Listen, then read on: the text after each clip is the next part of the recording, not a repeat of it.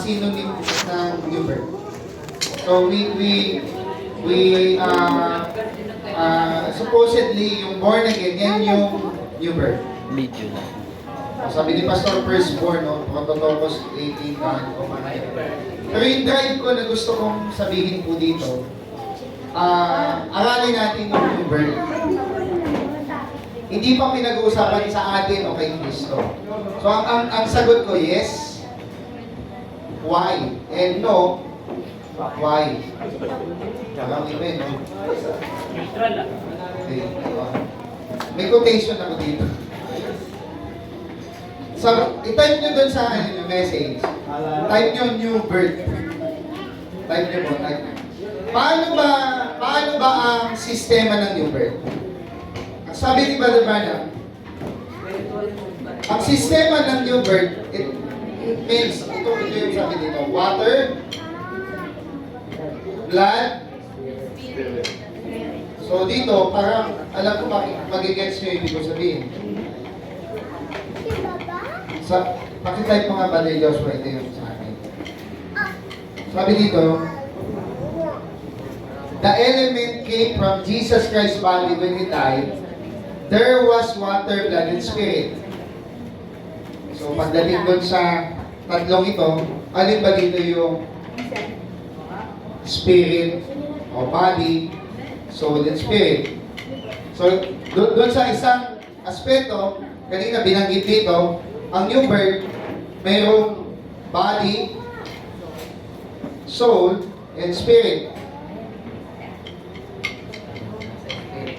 So ngayon, pag pinag-uusapan ng new birth, pagka spirit lang yung inyong new birth, kulang yun. So, ang new birth, hindi siya pwede yung spirit lang, ang new birth. Ba't tumahimik kayo? So, yung tubig, ginagamit yun, yung tubig and blood, spirit. Sa water baptism naman, sa 1 John 5:7, binanggit din yan. Yung tatlong bagay na lagi nagpapatuloy sa langit. Sundan niyo po doon sa verse. At ang Espiritu ang nagpapatutuo sapagkat ang Espiritu ay katotohanan. Sapagkat may tatlong nagpapatutuo, yan yun. Water, the blood, the Spirit. Yung lumabas, sabi ni Brother Branham, yung lumabas sa Panginoon ay water, blood, and Spirit. These three elements, pakitype mo nga dyan, brother. Sabi doon. Dito, type mo. These three elements make up the new birth. Yan, pakita natin dito. Okay. The element came from Jesus Christ's body when He died. There was water, blood, and spirit. And these three things makes up the new birth. So may tatlong bagay, hindi yan pwedeng pag-alisin. O ito lang yung new birth, ito lang yung new birth. Again, so po mga kapatid. So let's share, praise the Lord. Praise the Lord. So sabi na dito, that's make up. Taas po ba ito? These three elements make up the new birth, water, blood, spirit. Sa taas. That make up the new natural birth when a baby is born. Water. What's the first? Water. Saan yan? What's the first thing? Water, blood, life. All natural things type in spiritual. So yung mga bagay pala na natural, type sa spiritual yun. Lahat ng spiritual things may type sa natural things. So, Pastor, bakit mo sinabi na born again si Kristo? Yes? Saan aspeto yun? Okay. Pastor, alam ko, yung mga ministers alam nila to. Hebrews chapter 5 verse 7. Bakit kailangan ni Kristo iligtas sa kamatayan? Okay. Yung katawan ni Kristo walang corruptibility. Amen? Pero bakit kailangan niyang mamatay? Bakit sabi ng Panginoon, hindi ako iniwanan ng kanyang espiritu sa hell ng ano? Na may corruption. So, dito, yung bagay na sinasabi ko na new birth, may kinalaman dun sa body ni Kristo. So yung body ni Kristo makokorrupt because of the sin was imputed in Him.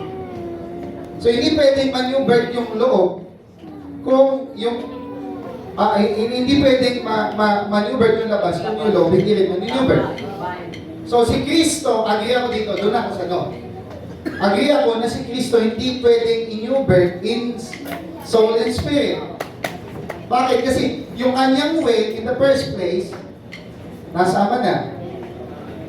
At yung Spirit of God was yung Ama nasa Anak. They are become one in spirit. Eh ang tanong dito, pag binasa natin yung Godhead na verse, Colossians chapter 2 verse 9, ano yung pagkasabi doon? The fullness of Godhead dwelleth in Him bodily. Eh how about in spirit? So, bakit parang bodily lang? So may kinalaman, yung Godhead, hindi lamang yan sa body, dapat yung soul and spirit. Tatlong bagay po yun. Si Kristo mayroong 3-room house sa loob. Binanggit na ni Brother Branham. Mayroon siyang 3-room house. The body, the soul, and the spirit. Yung binanggit ni Paul doon sa Colossians 2:9, the Godhead was in the body. So sabi niya, may isa ako dito pang quotation na binanggit dito si Brother Branham. Doon sa New Birth, pagka chinek niyo yung New Birth, sabi niya, may binanggit dito si Brother Branham na parang may kinalaman doon kay Mary. Ito yung sabi niya, what if Mary tried to reason out the new birth? Ewan ko kung anong konteksto ni Brother Branham dito nung sinabi niya yan. But the virgin birth, pardon me. Malaki daw, no? But virgin birth daw yung tinukoy niya. No? Pero bakit binanggit ni Brother Branham? New birth, pero sabi niya, pardon, it was a virgin birth. May isa pa pong may binanggit siya dito. Ito yun, sa Mark of the Beast, 1954. It's got to be a regeneration, a new birth. A born again, sabi niya. And when you're born again, your name is put in the book of life. Yan yung binabanggit. Patungkol na yan sa atin, lahat. No? So, bakit no? Pero may gusto lang pong pa-figure out sa inyo. Galatians chapter 4, verse 1 and 2. Anong kailangan ni Kristong, bakit kailangan ni Kristong dumaan doon sa tutors and governors? Now I say that the heir, as long as he is a child, differeth nothing from a servant, though he be a lord of all, but is under tutors and governors, until the time appointed of the fathers. May time appointed yung Ama kung kailan si Kristo magiging heir of all things. Pastor, ano kinalaman niya dito sa body, soul, spirit ni Kristo? Tingnan niyo po ito. Luke chapter 2, verse 42, 50. Pag gano'n?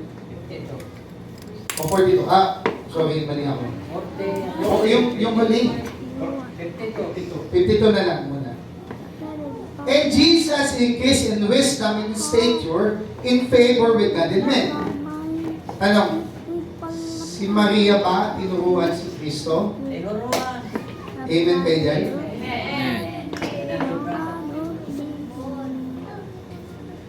Or dumaan si Kristo sa Training. Ito hindi pwedeng i-deny. Kasi Hudyo si Kristo sa kulturang kinalaghan niya. Yung bar mitzvah ni Kristo, kailangan niyang dumaan doon. Hindi siya pwedeng, hindi, automatic yan kasi it is Son of God, direct from God. Kailangan ni Kristong dumaan sa proseso na katulad ng tao. Philippians chapter 2, verse 7. Tingnan niyo po ito. 2:7. himself no reputation, and took upon him the form of a servant, and was made in the likeness of men. So nandun siya sa likeness of men. Why? Meron siyang kailangan daanan. Why did Jesus be tempted by the devil in Matthew chapter 4, verse 4? Why? He is already from God directly. Why he needs to be tempted? Ano yan, palabas? Hindi yan palabas. Ang tanong, may pag-asa bang magkasala si Kristo? Yes. Eh sabi ng gawin mong bato to. Gawin mong tinapay bato. Kaya ba ni Kristong gawin yun? Amen. Eh hindi, kasi hindi niya magagawin niya kasi kung ang will niya ay hindi niya papasakop sa magagawa niya magkamali. Amen po. Amen. Ano ba yung isa? Binanggit ng Panginoon. Bakit kailangan ni Kristong matakot sa kamatayan? Why? Does the body of Christ corrupted? Yes. Pakisagot na. Hindi yan corrupted eh. Hindi yan corruptible eh. Ba't natatakot yan? So, nuulit ko, yung new birth, binanggit ni Brother Branham, regeneration, a new birth, a born again. Hindi yan, ito lang yung ibo-born again, ito lang yung new birth. Package yun. Pero, bakit ganun? Hindi corrupted ang katawan ni Kristo. Bakit natatakot siya? Bakit siya, ano pang ginawa niya? Umiyak siya.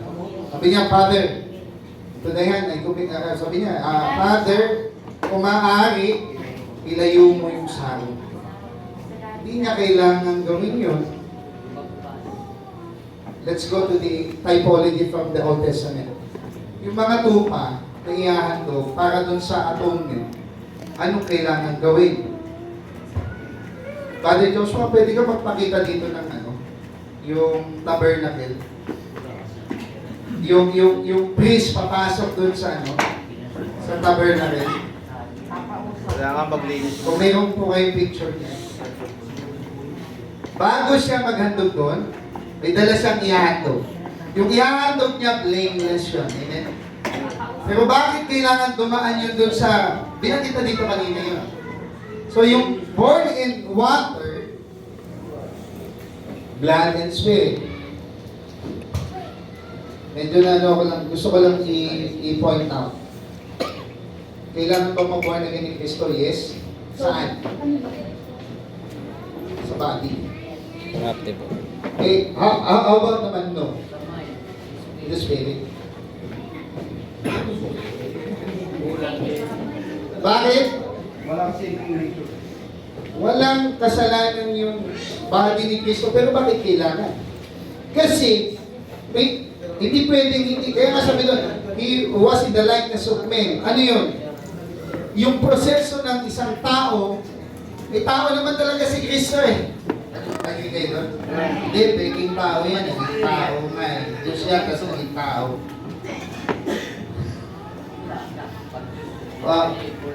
Pakilagay mo ba din? Ayun. 1 Timothy 2:5. The man, Christ Jesus. Hindi ang peking tao ah. Baka gawin natin peke yung tao Kristo. Hindi. Meron siyang ganyan. Wala siyang hindi corrupted yung body niya. Ang tanong, bakit namatay? Ito yung verse na gusto ko pong 2 Corinthians 5:21. 2 Corinthians. The man Christ Jesus. Hindi yan peke. Tao yan. Okay. For He had made Him to be sin for us. Ano? Si Kristo ba may kasalanan? Basahin natin sa Tagalog kung mayroon. Hindi ko don't get me wrong na si Kristo nag-commit ng mistakes. No? Yaong hindi nakakilala ng kasalanan ay kanyang inaring may sala. dahil sa atin. So yung katawan ni Kristo kaya namatay, ano sabi doon?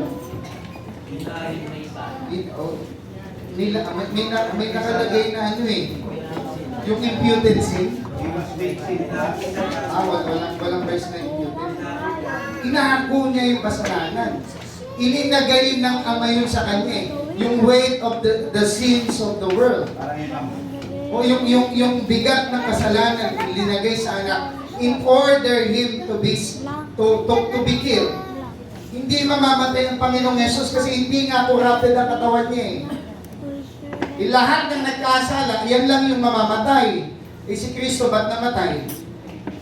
So babalikin ng Diyos yung kanyang proseso? Hindi. Kaya siya namatay kasi yung body niya linagyan ng kasalanan.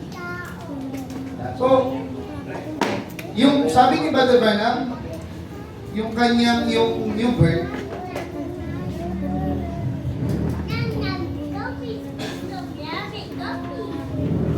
basahin ko lang ng ilang beses, maraming beses. So, sabi niya, that constitutes the new birth. The three elements, the water, the blood, and the spirit. Now watch this. In the natural realm, when a baby is born in this world, what's the first thing in a normal birth?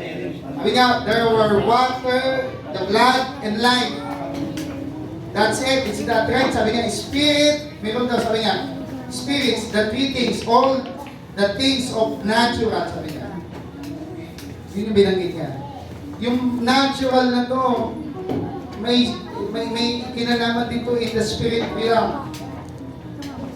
So, ang tanong, ang Panginoong Yesus, kailangan bang new birth? Eh, gusto ko pabasahin yung Hebrews 5:7. Yes and no ang sagot ko. Ang sagot ko bakit yes? Kasi nga, yung body. Eh bakit no ka? Eh yung espiritu ng anak at son. At espiritu ng ama, yan yung Holy Ghost. Yung guys, ayan. Walang kailangang baguhin dyan eh. Yan nga yung magbabago at magbabautismo in spirit and fire. Sabi ni Kristo, Hebrews 5:7 bro, na siya sa mga, ginagamit ko ng mga Muslim. O ang hirap sagutin ko noon eh, nung kadibate namin Muslim. Na siya sa mga araw na kanyang laman, yun yung laman, ay naghandog ng mga panalangin at mga daing na sumisigaw ng malakas at lumuluha doon sa may kapangyarihang magligtas. Kaya ba ni Kristo ligtas yung sarili niya? Saan siya dapat iligtas? So, kailangan pala ni Kristo iligtas. Linaw niya. Oh, saan siya ililigtas? Sirahin mo na lang yung verse na yun. Ang linaw ng galit, no?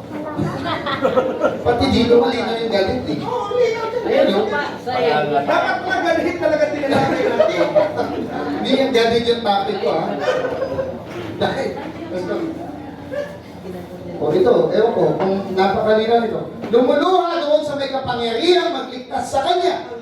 Ano yung ililigtas sa kanya? Yung kanyang, yung nasa taas, kanyang laman, makapagligtas sa kanya sa kamatayan. May dumilig. So, may kailangan, ewan ko, kung anong term nila, kaya ang tanong ko, dapat ba born again sa Panginoon? Pag kinapan yung birth, sabi ko parang ina-appropriate, pero mayroon siyang kailangan daanan. Hindi pwedeng kahit anak mo, anak mo yan, ibe-baby mo lang yung anak mo. Sige, okay lang yan. Anak mo naman yan eh. Yung alibugang anak, hindi nga niya binibi yung anak niya eh. Oh, sige, kung gusto, sige, dadaan ka talaga sa problema sa buhay. Hindi niya yan, lahat na mangyayari doon sa anak mo. Lahat. Hindi po yan, parang protektado lang. Walang, yung bibigyan sa tiyo, tanong bulong yung bata. So, Yung Ay, anak mo, 20 na hindi yan pwedeng spoon feeding. Yung anak mo, dadaan yan sa training. Tuturuan mo yan, papaluin mo yan, dadaan yan. Bakit ang bilis? 20 minutes na. Last. May tanong naman mamaya eh. Bias yung ano yun. Last naman. Dadaan siya doon talaga sa... Hindi talaga eh. Hindi na.